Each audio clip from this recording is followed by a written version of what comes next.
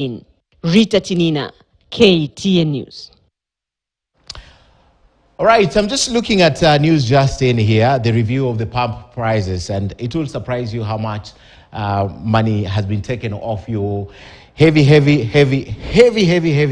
payment to the pump stations. Now, the proposal is this: the drop is by 1 shilling per litre on petrol, diesel, and of course kerosene, that have reduced by 1 shilling per litre respectively in the latest pump price review by the Energy and Petroleum Regulatory Authority. The downward review took into account the weighed average cost of imported refined petroleum products. Now, the reduction in the pump price is just like last month is 1 shilling diesel, diesel and kerosene, and of course petrol reduced by 1 shilling per litre. That's the news just in.